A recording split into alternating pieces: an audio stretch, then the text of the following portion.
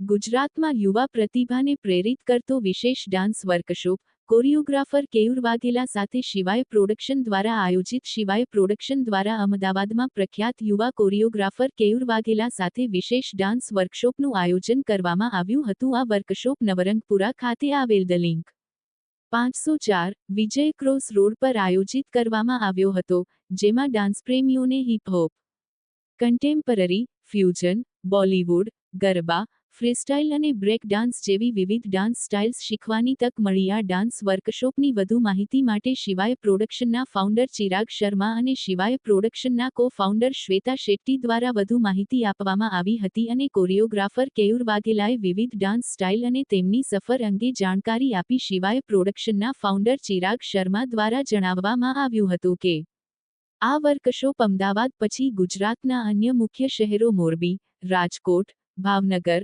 બોટાદ, જામનગરમાં પણ આયોજિત થઈ રહ્યું છે. ડાન્સ ફક્ત કલાની અભિવ્યક્તિ નથી, પરંતુ યુવાનોમાં આત્મવિશ્વાસ, શિસ્ત અને સર્જનાત્મકતા વિકસાવતું શક્તિશાળી માધ્યમ છે. કેયુર વાઘેલા જેવા પ્રતિભાશાળી કોરિયોગ્રાફર સાથેનો આ વર્કશોપ સમગ્ર ગુજરાતના નૃત્યપ્રેમીઓ માટે એક અનોખો અવસર છે. અમારું ધ્યેય દરેક યુવાનને પ્રોફેશનલ ટ્રેનિંગ ઉપલબ્ધ કરાવવાનું છે. ઉલ્લેખનીય છે કે Shivay production professional acting, dancing, modelling institute પૂરી પાડે છે. તેમણે એમ પણ કહ્યું કે અમે એન્ટરટેઇનમેન્ટ ઇન્ડસ્ટ્રીમાં પ્રવેશવા માટે સ્ટેજ પૂરો પાડીએ છીએ. શિવાય પ્રોડક્શન તેના માટે નેશનલ અને ઇન્ટરનેશનલ ટ્રેનર્સ પૂરા પાડે છે. શિવાય પ્રોડક્શન ફિલ્મો બનાવવા, શોર્ટ ફિલ્મ, પોડકાસ્ટ અને વર્કશોપ પણ પ્રદાન કરે છે. આ સાથે જ OTT platform work, web series અને કાસ્ટિંગ ડિટેલ્સ પણ શિવાય પ્રોડક્શન આપે છે.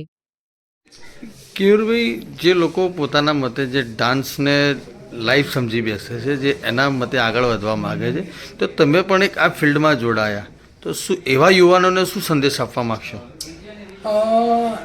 જે લોકો અહીંયા એવા સપના જોઈને બેઠા છે કે ડાન્સ સિવાય મારી દુનિયા છે જ નહીં, ખરેખર એ જ મારી દુનિયા છે અને મારે 24 કલાક એ જ કામ કરવું જોઈએ, હું 100% એ લોકોના આ મોટિવને, એ લોકોની આ જે થિંકિંગ પ્રોસેસ છે એને એપ્રિશિએટ કરીશ. બિકોઝ એક ટાઈમે હું એ હતો, બટ મેં જે મારા આટલા વર્ષોના એક્સપિરિયન્સથી જે જાણ્યું છે, જે અનુભવ્યું છે, એ હું અહીંયા સ્પ્રેડ કરવા માગીશ કે તમારા એજ્યુકેશનની કુરબાની આપીને તમારે કંઈ પણ વસ્તુ કરવાની જરૂર નથી.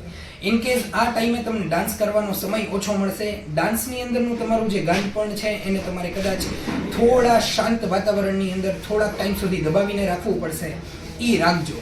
જસ્ટ બિકોઝ જે લોકો અત્યારે ભણેલા નથી, એ લોકોની આ વર્લ્ડની અંદર અને હવે પછીના આવતા યુગની અંદર બહુ જ ઓછી વેલ્યુ રહેવાની છે.